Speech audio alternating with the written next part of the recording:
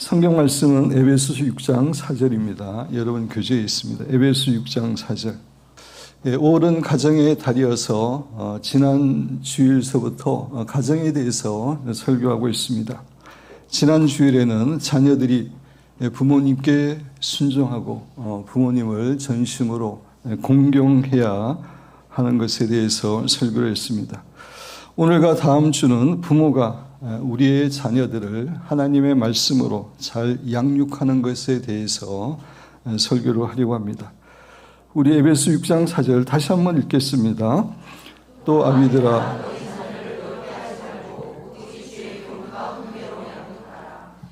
아비들아라고 사도 바울은 이야기합니다. 부모들아라고 말하지 않고 아비들아라고 말합니다. 아비들아라는 말은 아버지들아라고 하는 그런 말입니다. 이것은 자녀 교육의 메인 주체가 누구인지를 우리에게 분명하게 알려줍니다. 그렇습니다. 성경에서 말하는 자녀 교육의 주체는 아버지입니다. 자녀 교육에 있어서는 아버지의 역할이 어머니의 역할보다, 교회의 역할이나 학교의 역할보다 더 우선적인 것임을 우리에게 교훈해 주고 있는 것입니다. 그것은 아버지가 가정의 가장이고 하나님께서는 자녀 교육을 아버지에게 맡기셨기 때문입니다. 물론 어머니에게 자녀 교육에 그런 책임이 없다고 말씀드리는 것은 아닙니다. 어머님도 자녀 교육에 책임 있고 열심히 해야 되지만, 그러나 하나님께서 메인으로 맡기신 사람은 아버지입니다. 가장인 아버지는 가정에서 자녀들에게 무엇보다도 하나님 아버지의 모습을 보여주는 사람입니다. 그렇습니다. 우리의 자녀들은 먼저 무엇보다 육신의 아버지를 통해서 하나님 아버지가 어떠한 분이신지를 알게 되고 경험하게 됩니다. 이런 의미에서 육신의 아버지의 모습은 우리의 자녀들이 하나님에 대해서 가지게 되는 이미지에 매우 강력한 영향을 끼칩니다. 신자들 가운데는 하나님을 아버지라고 부르는 것을 매우 힘들어하는 그런 신자들도 있습니다. 그것은 육신의 아버지로부터 많은 상처와 아픔을 받았기 때문입니다. 인도네시아의 유명한 에디 목사님이라는 분이 계십니다. 그분이 하루는 인도네시아 길거리에서 한 불량 청년에게 전도를 했습니다. 하나님을 믿으시기 바랍니다. 그랬더니 그 불량 청년이 하나님이 누구냐고 질문했습니다. 그래서 이분이 이제 쉽게 설명하기 위해서 하나님은 당신의 아버지와 같은 분입니다 라고 말했습니다. 그러자 그 청년의 얼굴이 분노로 가득해지더니 그런 하나님은 내가 죽여버리겠다라고 소리를 질렀다고 합니다. 이 사람은 아버지에게 받은 상처와 아픔 때문에 불량 청년이 되었던 것입니다. 미국 교도소 사역 전문가인 빌 그레이스라는 분은 자신이 수년 동안 감옥에서의 사역 경험을 토대로 해서 이렇게 말했다고 합니다. 전 여러 해 동안 교도소 수감자들과 지내오면서 자신의 아버지를 미워하지 않는 사람은 단 한 사람도 보지 못했다라고 말을 했다고 합니다.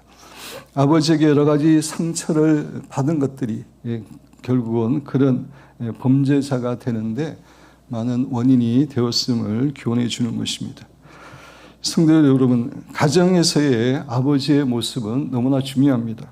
아버지가 하나님 아버지의 모습을 보여주지 못하고 독재자나 폭군이나 가족들에 대해 무관심한 모습을 보여줄 때에 자녀들은 실망하고 낙심하게 되고 또 자연스럽게 하나님 아버지에도 그런 모습을 가진 분으로 생각하게 됩니다. 그 결과 탈선하게 되고 문제가 될 가능성이 많이 있게 되는 것입니다. 아버지는 부족하지만 가정에서 하나님 아버지의 모습을 보여주기 위해서 애쓰고 노력해야 됩니다. 아버지는 무엇보다도 사랑의 사람이 되어야 됩니다. 진정으로 아내와 자녀들을 사랑해야 됩니다. 뿐만 아니라 공의로운 사람이 돼야 됩니다. 자녀들이 여럿이 있을 때 결코 편애해서는 안 되고 모든 자녀들을 공의롭고 공정하게 사랑해야 됩니다. 자녀 교육에 있어서도 일관성이 있어야 됩니다. 그리고 아버지는 하나님 아버지를 전심으로 사랑하는데 자녀들에게 모범이 되어야 됩니다. 또 거룩한 삶을 살아야 됩니다. 자신은 은밀하게 포르노나 인터넷에 더러운 영상들을 보면서 자녀에게는 그런 것들을 보지 말고 거룩한 삶을 살아야 된다라고 교육하는 것은 잘못된 것입니다. 그리고 자녀들과 가능한 한 많은 시간을 보내려고 해야 됩니다. 사랑은 사랑하는 사람들과 함께 시간을 보내는 것입니다. 함께 시간을 보내지 않고 사랑하는 것은 불가능합니다. 그래서 미국의 유명한 조나단 에드워드 목사님은 프린스턴 대학의 총장으로 이렇게 일을 하시면서 많은 강의와 그 연구를 하루에 13시간 공부하면서도 하루에 1시간은 반드시 자녀들과 함께 시간을 보냈다고 합니다. 그래서 그의 자녀들 가운데 위대한 인물들이 많이 나왔던 것입니다.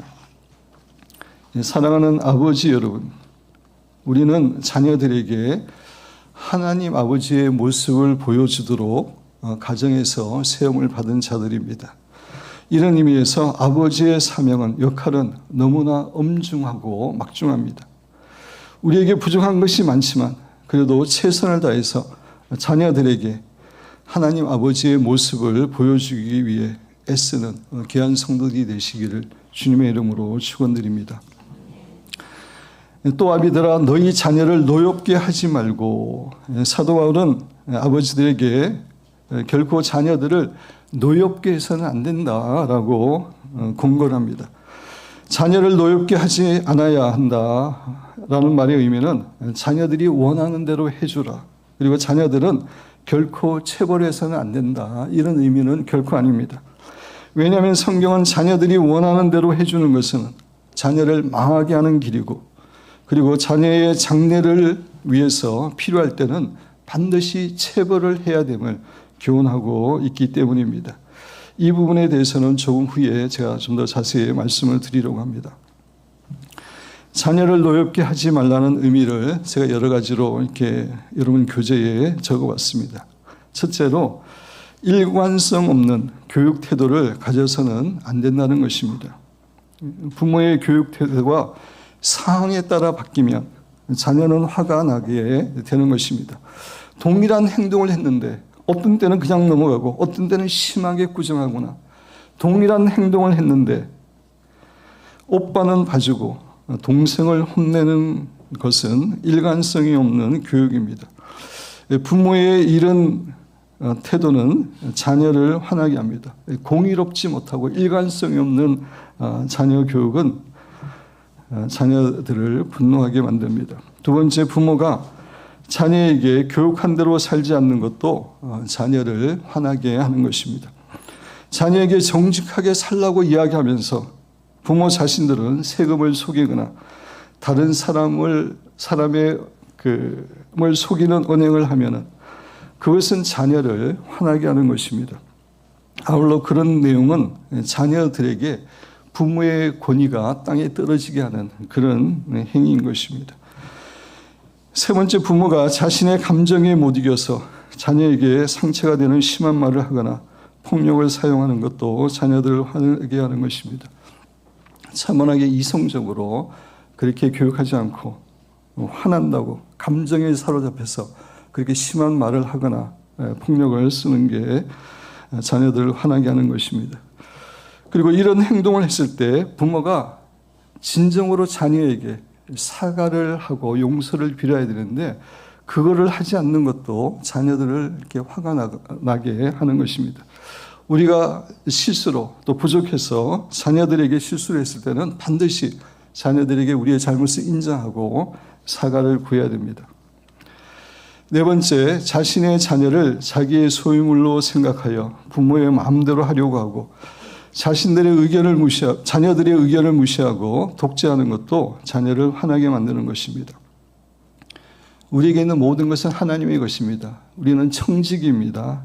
자녀는 하나님의 선물이고 하나님의 것입니다. 우리의 것이 아니고 또 하나의 인격체입니다. 그런 관점에서 자녀를 마음대로 하려고 하는 것, 자녀를 화나게 하는 것입니다. 다섯 번째, 자녀는 무엇보다 가정에서 안정감과 소속감을 느끼며 자라야 되는데 정말 부모로부터 충분한 사랑을 받고 인정을 받고 소중히 여김을 받아서 안정감과 소속감을 느끼며 자라게 해야 됩니다. 근데 부모가 자녀에게 이런 것들을 제공하지 못하는 것도 자녀를 화나게 하는 것입니다.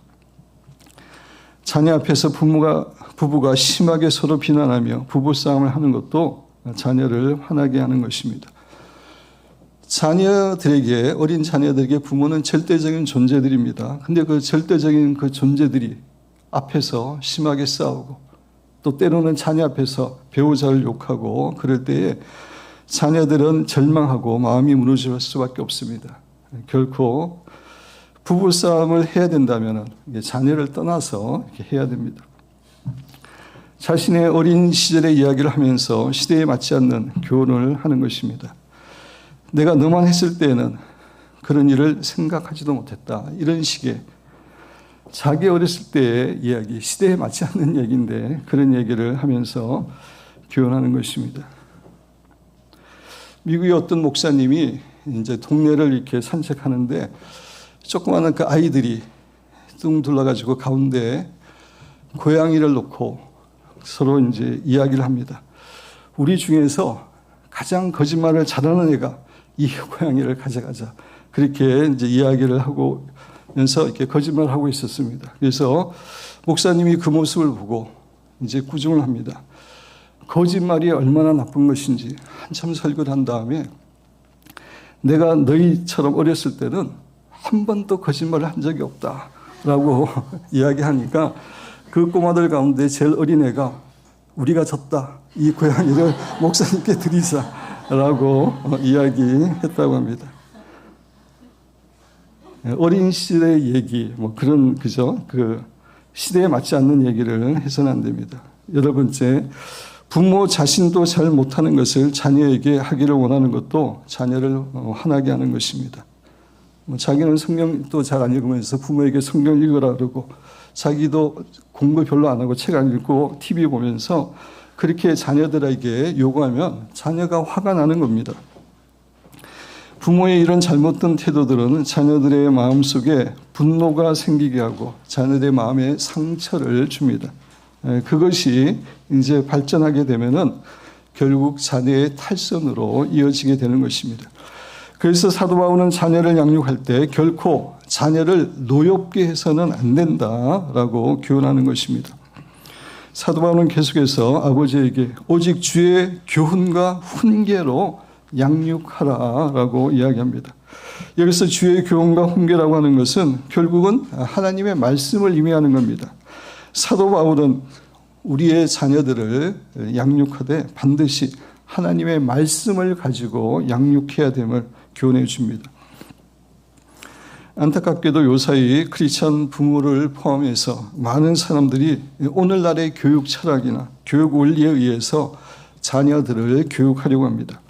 그래서 자녀들이 원하는 대로 다 해주려고 하고 자녀들을 잘 훈육이나 체벌을 하지 않으려고 합니다. 그러나 오늘날의 이런 교육 태도는 비성경적이고 인본주의 교육 철학에서 나온 것임을 우리는 잊어서는 안 됩니다. 오늘날의 교육을 대변하는 것이 바로 열린 교육이라는 것입니다. 이 열린 교육은 제2차 세계대전 말 영국에서 시작한 교육 방법론으로 그 기본은 미국의 진보주의 좌파 교육 철학입니다. 학생들의 인격을 존중하고 학생들이 원하는 대로 해주자 이런 주제인데 듣기에는 좋은 것 같지만 사실 이 근본 철학이 출발이 잘못되었습니다. 이 교육 철학은 열린 교육 철학은 비성경적인 인간관계에서 시작이 되었습니다. 어떻게 견해들이 잘못되었는지 여러분 교재에 실었습니다. 열린 교육은 인간을 죄인으로 보지 않습니다. 다시 말씀드려서 인간은 선한 본성을 타고난다는 성선설을 믿고 인간에게는 그 자체로 무한한 가능성이 있다고 믿습니다. 성경은 철저하게 우리가 죄인됨을, 우리에게 죄성이 있음을 교훈해 주는데 죄인됨을 부인하고 본래 착하다는 것입니다. 무한한 가능성이 있다는 것입니다. 성령과 반대되는 그런 교육을 하는 겁니다. 우리는 예수님을 믿고 우리의 죄성이 변하고 우리가 하나님의 자녀가 되므로 하나님께서 기뻐하시는 삶을 살 수 있다고 이야기하는데 그런 거 없이 인간이 죄인이 아니기 때문에 본래 선하기 때문에 가능하다. 이거를 기초로 해서 이 교육 견해가 만들어진 겁니다. 따라서 학생은 스스로 선한 선택을 할 수 있고 커리큘럼을 선택할 수 있으며 가능성이 있다고 말합니다. 학생들이 스스로 커리큘럼을 선택할 수 있다. 본래 선하고 가능성이 있기 때문에 그렇게 이야기하는 겁니다. 사실 성숙한 어른조차도 스스로 어떤 걸 선택하는 게 결코 쉽지 않습니다. 어린 자녀들에게 무리입니다. 열린 교육은 권위가 필요하지 않다고 주장합니다. 인간이 본질적으로 선하기 때문에 그에게서 나오는 것은 모두 옳다. 따라서 인간은 권위자나 다른 사람에 종속되거나 지도를 받을 필요가 없다고 강조합니다. 인간이 악하지 않고 선하기 때문에 어떤 권위 밑에 있는 것, 뭐 부모의 권위나 교사의 권위나 이런 것들을 잘 인정을 하지 않으려고 하는 겁니다.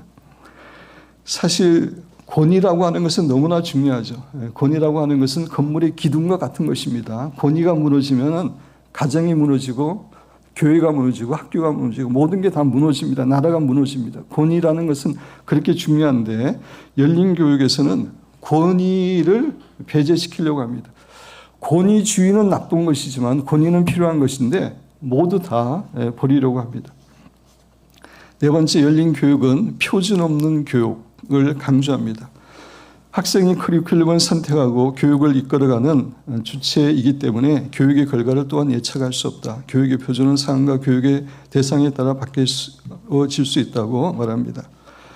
학생에 맞게 교육을 하는 것은 필요하지만 그러나 절대적인 표준, 기준이 없는 겁니다. 다 상대적인 것, 다 상대주의로 만들어버리는 것입니다. 포스트 모더니즘의 특징이기도 한데 그렇게 상대주의적인 그런 교육을 하는 겁니다. 다섯 번째, 열린 교육은 훈계가 필요 없다고 주장합니다. 학생은 스스로 옳고 그름을 판단할 수 있기 때문에 잘못된 판단과 행동을 한다 할지라도 문제가 되지 않는다. 가만히 놔두어도 일정한 시간이 되면 돌아오기 때문이다 라고 하면서 훈계를 하지 않게 합니다. 여섯 번째, 열린 교육은 인격 훈련이 거의 또는 전혀 필요치 않다고 주장합니다. 학생은 스스로 인격체이기 때문에 계획된 틀에 따라 인격을 훈련해서는 안 된다. 스스로 깨닫고 돌아올 때까지 기다려야 한다라고 이야기합니다. 그래서 오늘날에는 뭐 도덕교육이나 윤리교육이나 우리 때는 그것들이 중요한 교육이었는데 그러한 것들이 없습니다. 지금까지 살펴본 것처럼 열린 교육의 근본 사상은 인간에 대한 가르침, 성경의 가르침과는 정반대에서 출발한 교육 사상입니다. 요사이 진보 교육감들이 학생 인권 조례를 많이 만들고 있는데 같은 맥락입니다. 같은 맥락입니다. 인간은 죄인이 아니고 무한한 가능성을 가졌다고 하는 그런 관점에서 학생들의 자율성을 강조하는 그런 학생 인권 조례를 만들지만 결국은 학생들을 나라를 망하게 하는 그런 교육 인권 조례입니다. 그런데 많은 크리스찬 부모들조차도 이 열린 교육의 잘못된 철학 배경에 대해서 잘 모르고 있기 때문에 열린 교육이 바람직한 교육으로 생각하여 자녀들의 열린 교육 방침 안에서 양육하려고 할 때가 많이 있습니다. 예를 들어 설명드리면 부모들 가운데는 많은 부분을 자녀들이 결정하도록 합니다. 학원도 자녀가 결정하고 교회도 자녀가 싫으면 부모가 보내지 않습니다. 놀이터에서 놀던 자녀가 부모가 이제 그만 놀고 들어가라라고 이야기해도 더 놀겠다고 이야기하면은 그냥 허락합니다. 그리고 잘못했을 때도 체벌이나 훈계를 하지 않고 그냥 말로 이렇게 하려고 합니다. 그러나 이런 열린 교육은 자녀들의 장래를 망치는 그런 교육입니다. 이 열린 교육을 오래전부터 시행하고 있는 미국의 공립학교들은, 사립학교들은 안 그렇죠. 크리스천 학교들은 이렇게 하지 않습니다. 근데 공립학교들은 지금은 땅을 치고 이 교육에 대해서 후회하고 있습니다. 세계 최고의 교육 예산을 투입하고 노력하고 있지만 세계 최하위의 학업 성적과 정말 문제가 많은 그런 학생들이 지금 생겨나고 있기 때문에 미국에서는 어떻게 이거를 방향을 돌이킬까 그렇게 고민하고 있지만 그 자체가 쉽지 않은 그런 상황입니다. 이 열린 교육은 신앙이 있고 인격이 성숙한 사람들에게 적용할 수 있는 방법이지 어린 자녀들에게 적용할 수 있는 방법이 아닌 것입니다. 그래서 사도 바울은 우리의 자녀들을 철저하게 성경 말씀을 가지고 양육해야 됨을 교훈하고 있습니다. 오직 주의 교훈과 훈계로 양육하라. 하나님의 말씀으로 양육하라는 것입니다. 하나님의 말씀은 진리입니다. 진리라고 하는 것은 시대에 관계없이 늘 사실이고 올바르다는 것입니다. 우리 그리스도인은 시대가 어떻게 바뀌더라도 시대의 교육 철학이나 원리가 아닌 하나님의 말씀에 근거하여 자녀들을 양육해야 됩니다. 오늘 남은 시간은 우리가 자녀들을 양육할 때 주의해야 될 두 가지 점에 대해서 좀 말씀드리고 다음 주에도 계속해서 자녀 교육에 대해서 여러분에게 말씀을 드리려고 합니다. 첫째, 우리 부모는 성경 말씀을 통하여 자녀들에게 옳고 그른 것을 분명하게 가르쳐 주어야 됩니다. 많은 부모들은 자녀들이 스스로 자라서 크면은 뭐 인생을 잘 살아가겠지라고 생각하는 경향이 있습니다. 그래서 애들은 알아서 큰다. 애들이 크면 달라진다. 아직 어려서 그렇다. 뭐 이런 이야기들 많이 하는데 사실 이런 이야기, 이런 가정들은 옳지 않은 것입니다. 성경은 절대로 그렇게 이야기하고 있지 않습니다. 잠언 22장 6절. 마땅히 행할 길을 아이에게 가르치라. 그리하면 늙어도 그것을 떠나지 아니하리라. 아이에게 마땅히 행할 길을 분명하게 가르쳐야 된다고 성경은 우리에게 교훈하고 있습니다. 그렇습니다. 우리는 하나님의 말씀인 성경에 근거하여 우리의 자녀들에게 무엇이 옳은 거고 무엇이 옳지 않은 것이고 무엇이 선이고 무엇이 악이고 무엇이 하나님께서 기뻐하시고 기뻐하지 않는 것인지, 그리고 자녀들의 활동 범위가 어디까지 있는지, 자녀들이 제일 절제해야 될 것은 무엇인지 분명하게 가르쳐 주어야 됩니다. 그래야지 그들이 어렸을부터 올바르게 자라고 어른이 돼서도 올바른 하나님의 사람이 되는 것입니다. 3살 버릇이 여든까지 간다라고 하는 그런 말이 있는데, 어렸을 때의 교육이 바로 올바르게 가르치는 것이 너무나 중요합니다. 그리고 이런 분명한 가르침은, 옳고 그름에 대한 분명한 가르침은 자녀들의 정서적인 안정에도 도움이 됩니다. 왜냐하면 자신들이 지켜야 될 규범이나 한계 이런 것들을 잘 모르게 되면 자녀들이 마음이 불안해집니다. 편안해지는 게 아니라.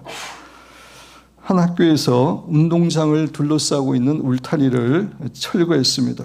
울타리가 아이들에게 정신적인 구속감을 줄 것이라고 생각했기 때문입니다. 그런데 울타리를 철거한 후에 아이들에게서 이상한 현상이 일어났습니다. 울타리가 있을 때에는 아이들이 운동장 전체에 이제 흩어져서 놀았는데, 울타리를 철거한 후에는 도리어 운동장의 한가운데서만 아이들이 노는 것을 발견했다는 것입니다. 이 이야기는 아이들에게 울타리는 구속감이 아닌 도리어 안정감을 준다는 것을 교훈해 줍니다. 가정의 규율, 부모의 훈계, 사회의 공중도덕 등의 울타리는 사실 자녀들의 마음에 불안감을 제거하고 안정감을 주게 하는 것입니다.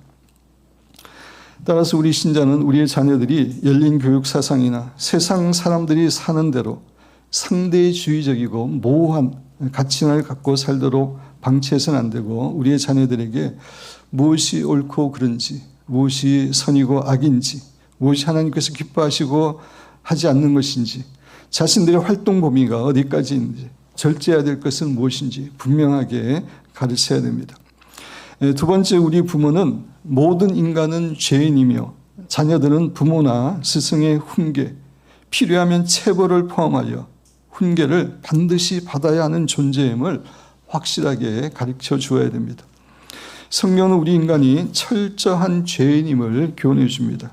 로마서 3장 23절 모든 사람이 죄를 범하였으며 한 사람도 예외가 없습니다.